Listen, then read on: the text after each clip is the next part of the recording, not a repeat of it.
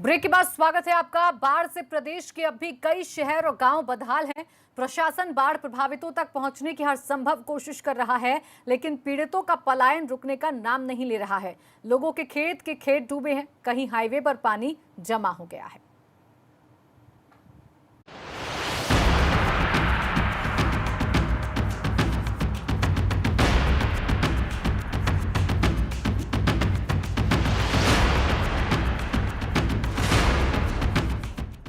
इसे कहते हैं जिंदगी बचाने का जुगाड़, कड़ाड़ी को नाव बनाने का जुगाड़। तस्वीरें आजमगढ़ की हैं, जहां बाढ़ की विनाश लीला ने गांव के गांव को तबाह कर दिया है, तो लोग इसी तरह मुश्किलों से बचने के लिए जुगाड़ निकालने लगे हैं। प्रशासन भले ही तमाम सुविधाओं को पहुंचाने की बात कहे, लेकिन जमीनी तस्वीर कुछ अलग कहानी कहती है। प्रशासन खुद ही मानने को तैयार है कि यहाँ 236 गांव प्रभावित हैं, जहां आवश्यक व्यवस्था कर ली गई है। कुल 62 गांव हैं जिनका संपर्क मार्ग टूटा हुआ है, मरून हो गए हैं, और ऐसे 58 गांव हैं जिनमें कृषि प्रभावित हुई है, और बाकी 62 गांव और हैं जिनमें जलभराव से आबादी और कृषि दोनों किसी न किसी तरह से प्रभावित है। तो उन सबको टोटल देखा जाए तो प्रभावित जनसंख्या हमारी 63,686 है। राहत कार्य हमारा प्रॉपरली वहाँ पे चल रहा है, लेकिन स्थानीय लोगों की हालत बद से बदतर है। खेतों में पानी, घरों में पानी, खेतों की फसलें तबाह, न खुद रहने की जगह बची, न मवेशियों को रखने का ठिकाना बचा।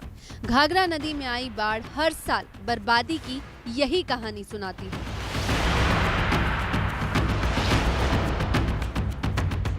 उधर गोंडा में घाघरा नदी का जलस्तर कम तो हुआ, लेकिन लोगों की दुश्वारियां कम नहीं हुई। तस्वीरें कर्नलगंज तहसील क्षेत्र के घाघरा नदी के किनारे बसे नकहारा गांव की है। यहाँ 95% लोग ऊंचे स्थानों पर शरण ले चुके हैं। कर्नलगंज तहसील क्षेत्र में कई दिनों से बाढ़ जैसे हालात हैं। पूरा इलाका पानी से लबालब भरा हुआ है। कई घर टापू में तब्दील हैं और कई लोग जो है बांध पे विस्थापित होकर रहने को मजबूर हैं। यहाँ पे अपने जो मवेशी हैं उनको लेकर बैठे हुए हैं और इनको कई तरीके की दिक्कत है। 21 दिन से पानी में से हालात बिगड़े हुए हैं और लोगों को पानी पीने की दिक्कत हो रही है।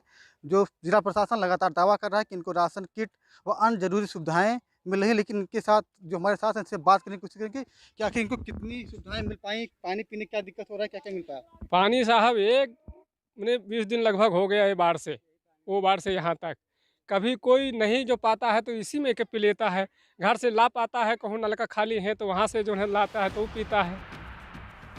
हालांकि जिला प्रशासन का कहना है इन बाढ़ प्रभावित क्षेत्रों में राहत किट के साथ सभी जरूरी सुविधाएं बांटी जा रही हैं। प्रशासन पूरी तरह से मुस्तैद है। राहत किट बांटी गई है, राहत सामग्री उनको दी जा चुकी है। उसके अतिरिक्त पानी पीने के लिए वहाँ पर टैंकर की व्यवस्था कराई गई है।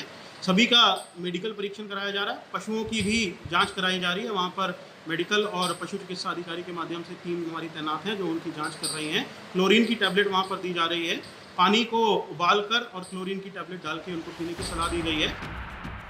बात मुरादाबाद की करें तो यहाँ रामगंगा नदी में उफान आया हुआ है। नदी का पानी गांव और खेतों से बाहर निकलकर नैनीताल हाईवे पर आ चुका है।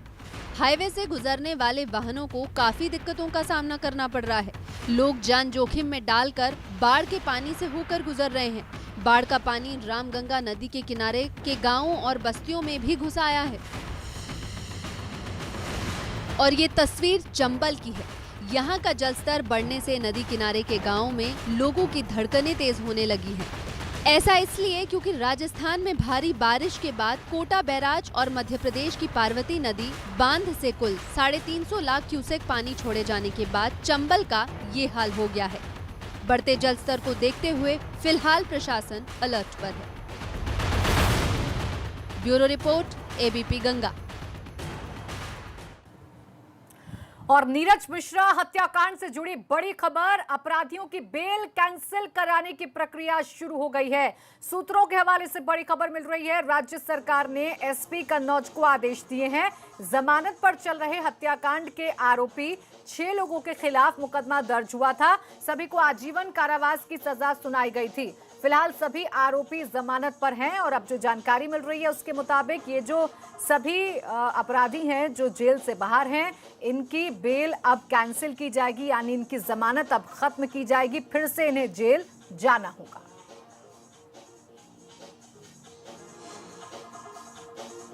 तो नीरज मिश्रा हत्याकांड जो एक बार फिर से चर्चा में है, सालों पुराना हत्याकांड जो एक बार फिर से सियासत में प्रयोग हो रहा है, एक बार फिर से यूपी की सियासत में भूचाल ला रहा है। और अब ये खबर मिल रही है कि राज्य सरकार ने एसपी कन्नौज को आदेश दिया है कि जो लोग जमानत पर हैं उनकी जमानत रद्द की जाए। देहरादून में सीएम त्रिवेंद्र सिंह रावत ने शहीद दुर्गा मल्ल की मूर्ति पर माल्यार्पण किया। इस मौके पर सीएम ने कहा कि शहीद दुर्गा मल्ल ने देश की आजादी के लिए बलिदान दिया था, जिसे भुलाया नहीं जा सकता है। मुख्यमंत्री ने कहा कि उन्होंने आजाद हिंद फौज में महत्वपूर्ण भूमिका निभाई थी।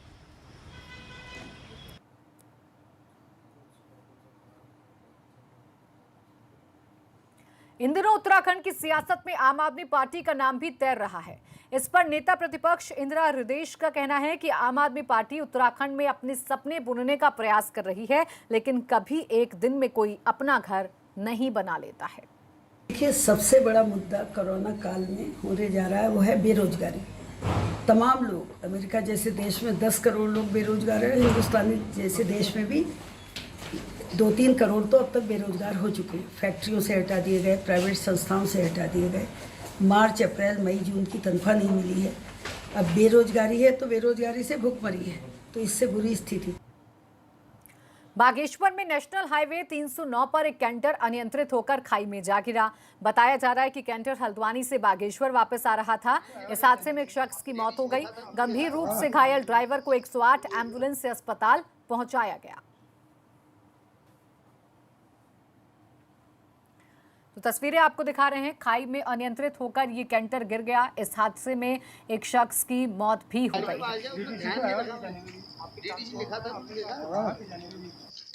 थाने पर आई थी कि एक आइशर जो है कैंटर जो है ट्रक नीचे गिर गया, तो उस सूचना पर हम लोग यहाँ पर आए हैं और ये लगभग 200 मीटर जो है नीचे खाई में गिरी हुई है। उसमें जो है चालक है जो उसको थोड़ा बहुत हल्की फुल्की चोटें थी, उसको जिला अस्पताल 108 के द्वारा भेज दिया गया है। गरीबों का आशियाना देहरादून के काठ बंगला में 9 सालों से अधर में लटका हुआ है। यह आशियाना बताता है कि उत्तराखंड की सरकारें गरीबों के लिए कितनी गंभीर हैं। नदी किनारे बसे लोगों के लिए छत की उम्मीद बने देहरादून के काठ बंगला की इमारतों की उदासीनता जिम्मेदारों की पोल खोलने के लिए काफी है। साल 2011 में योजना के तहत रिस्पना नदी के किनारे बसे लोगों के लिए फ्लैट्स बनाने का काम शुरू हुआ। करीब 6 करोड़ रुपए इस प्रोजेक्ट के लिए स्वीकृत हुए और काम यूपी निर्माण निगम को दे दिया गया। प्रोजेक्ट का शिलान्यास तत्कालीन मुख्यमंत्री भुवन चंद खंडूड़ी ने किया। इस प्रोजेक्ट के तहत 148 फ्लैट्स बनाए जाने थे, जिन्हें रिस्पना नदी के किनारे बसे लोगों को दिया जाना था। लेकिन 9 साल में यूपी निर्माण निगम 80% पैसा खर्च करने के बाद भी फ्लैट्स को नहीं बना पाया है। और इसी के साथ पूर्व पश्चिम में बसे